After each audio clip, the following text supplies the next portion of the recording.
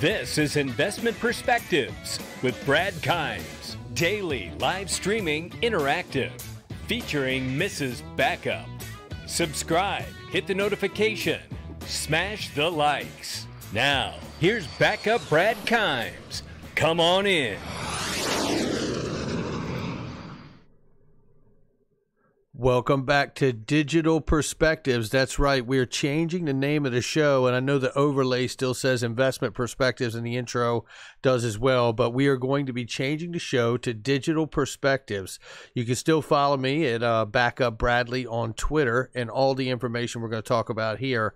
What we're going to get into today, and before we do, I want to also let you know that I have a podcast called Digital Perspectives as well. I've been, just as a side note, so it doesn't feel like a curveball coming out of nowhere, I've been considering changing the name of the channel since, you know, we turned into 2020 earlier this year, and it's just something I've been thinking about and about rebranding the show a bit, and I just feel like it's the right thing to do. We have made a lot of changes to the show, not as many live shows now these days, but we will still be doing the Friday weekend review, but that will be a pre-recorded show, but co-host Dave Cryptopoulos will be on with me, and I look forward to those shows, my favorite day of the week.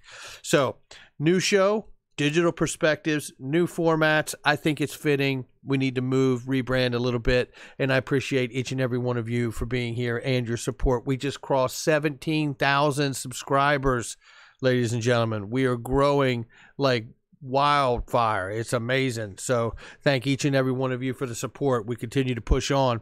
I'll get the overlays and the intro straight for everybody. Now let's get into the news. What I have is, this is a different Senator Jon Tester, but we're going to hear from Tom Cotton. I want you to pay attention to a couple points. This is from the most recent congressional hearing about the second round for the digital dollar and the digital dollar project with Chris Giancarlo. And a couple of points that are going to be made here by Senator Tom Cotton are the digital dollar has a place outside of the United States. He has a very interesting viewpoint on this. And then they're going to talk heavily about commodities and trading them. I want you to listen very carefully to these few minutes here, and then we're going to discuss. So let's go ahead and get this clip set up for you right now. Here we go. Thank you, Mr. Chairman, for this very important hearing on a vital topic. The U.S. needs a digital dollar, but not exactly for the same reason that most other countries are embracing digital currencies. We don't see it so much as used within our borders or to help reach people who struggle to get to banks or even have traditional currencies. Whoa. Now that already right there has a different approach to what we've all been discussing. Senator Cotton is talking about the fact that we're not worried about the unbanked. That's not what this is. We're trying to use this thing globally, you know, for other countries that need it. He has a way different view going on here about the digital dollar. Let's go. This is more about keeping the dollar's reserve currency status and ensuring its role in global payments. Senator Tom Cotton gets the big picture, doesn't he? All right, let's keep going. The U.S. dollar has to keep earning that place in the global payment system. It has to be better than Bitcoin or any other kind of cryptocurrency. It has to be better than a digital one. The dollar has unmatched advantages, but without digitization, I worry that the dollar may end up being like the very best flip phone in 2006, or the very best movie rental store in 2005, or the very best horse-drawn carriage in the 19-teens. This guy knows a little something about what's going on. Innovation, technology, you got to keep pace or you're going to get left behind. This guy is giving the perfect comparisons to what the tech has been outdone in years past. This is remarkable. Keep listening. You're not going to believe what he says here. So, Mr. Giancarlo, I want to offer you just a chance to give one example here. If we already had a digital dollar, how differently would things look earlier this year when the Treasury took several weeks to send out millions of dollars of individual relief payments under the CARES Act, including over 80 million via an old-fashioned paper check?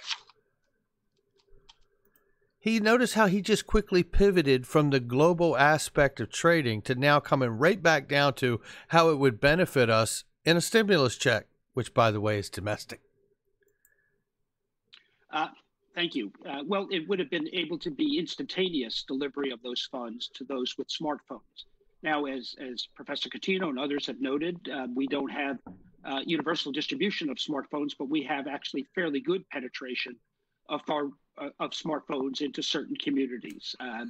That is an issue that is in itself is worthy of further analysis, but at least the technology would be there for instantaneous distribution of funds in a crisis.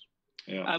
We have many communities that rely on paper checks, military families, for example, for their salary, and veterans for their benefits are also wait sometimes weeks for receipt of that, or they have difficulty in getting that money to their family members. This would allow for immediate distribution of those as well. Thank you. And Mr. Giancarlo, while we're with you, I just want to highlight a part of your testimony. You say that the world's most tradable commodities, contracts, significant items of value are today priced and accounted for in U.S. dollars. Listen you also say carefully. that tomorrow they will be rendered in digitized tradable tokens and coupled with algorithmically driven smart contracts. You also say that we must ask ourselves whether the digital commodities and contracts of the future will still be priced and accounted for in U.S. dollars if the dollar remains exclusively analog and does not itself become digitized and programmable. Could you please elaborate further why that is the case? Yes, thank you. And this comes directly from my experience as chairman of the CFTC. The United States, one of the underpinnings of the dollar, one that's perhaps not as well noted as others, is the fact that most of the world's major commodities are priced in dollars. Wheat, soybeans, cotton, as well as energy, oil, natural gas, precious metals, industrial metals, and some of the world's major benchmarks and contracts. The world needs to reserve dollars because they need to buy those instruments using dollars. Those instruments, though, are moving themselves to digital format. We saw in soybeans moving to blockchain technology for its global logistics. What? When? What? When did that happen? I have to tell you, this is the stuff I'm talking about. We get little dribs and drabs. Really? Soybeans are already on blockchain? We're seeing the world's major commodities benchmarks move to a digital format with programmability built in. This will be happening in the next few years. If the dollar remains analog, but most of the world's key commodities and contracts become digital and programmable, others will take advantage of that. That's one of the reasons why our economic competitors are themselves developing digital currencies to price the world's major commodities and contracts. Did you hear what he just said? This is one of the reasons why the other countries are moving to this technology now, because they're the ones that need to buy these commodities in U.S. dollars because that's what they're priced in. So they need to get their own central bank digital currency into the new system because it's going to be where we go, which further lays more evidence in my eyes that the belief I've had all along is that there's more going on behind the scenes with the U.S., that they're not dragging their feet and they're not turning a blind eye to this market is absolutely accurate. They're just hiding it from us. And I believe the reason they are is because he's telling you in so many words here, we're the superpower when it comes to trade in the economy. The rest of the countries need to get themselves in line, and we'll provide what we need in order to get this done as a final bring it home moment. This is remarkable. Let's keep listening here. In a digital programmable nature. Currencies compete against each other. Throughout most of human history, they've competed. The era of the dollar's dominance is relatively rare in human history. And having technological innovation in a currency is going to be one of the reasons that the world is going to select one currency over another. We want to make sure they select the dollar. Now listen to what happens to the pivot of the conversation here. Tom Cotton goes to a conversation about the basket of currencies with the Chinese yuan and other digital currencies in the Asian market. Listen carefully here. Yeah, speaking of competition, China just announced plans to create an East Asia cross-border payment network using a cryptocurrency based on a basket of four currencies: China's own yuan, the Japanese yen, the South Korean won, and the Hong Kong dollar. What's the significance of that for the United States? Did you know that? Now, I follow this space pretty close. I did not know that? Will allow them to make direct payments in this new currency without having to go through foreign exchange markets, many of which are based in the United States, to convert currency using dollars as a settlement mechanism. Oh, so they really want to use this to avert having to use the U.S. dollar as a settlement mechanism. Is anybody else seeing a strong need for the digital dollar? Because I am.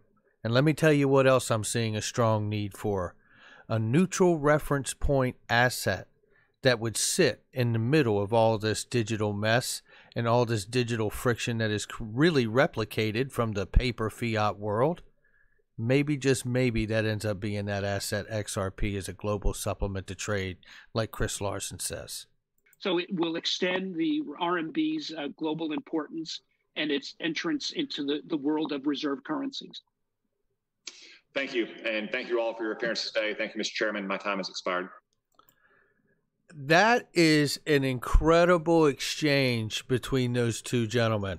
First of all, I want to thank Senator Tom Cotton for really being enormously informed there. And I thought it was incredible in the short few minutes that they'd had that discussion that he started from a macro situation of not being innovated out of relevance to moving into the discussion that the commodities is a global market settled and priced in U.S. dollars, the need for all the other countries to be tokenized first, and then the digital dollar also comes in the end to complete the puzzle. Then we see the pivot go to the conversation about the Chinese yuan and a basket of Asian currencies being put together to avert the use of the U.S. dollar, period. Well, this gets interesting. All right, guys, I just wanted to put these clips together for you really quickly. And shout out to Frank Lavelli, who sent me a great clip from the hearing with Jerome Powell from the Federal Reserve. I don't know if I still have that clip up in order to play it. Let me see if I do. I don't know if I have that clip up.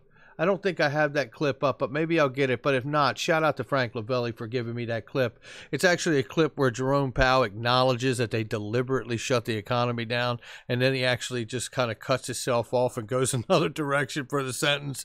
But shout out to Frank for finding that, and I'll try to dig that clip back up later for us in another video. But all right, guys, that's going to do it for me. Exciting things are happening, and I think we got a little more of a look into what's going on here. All right, that's going to do it for me. Hit the like and subscribe. Share this content with somebody you know. I'll catch you guys on the next one.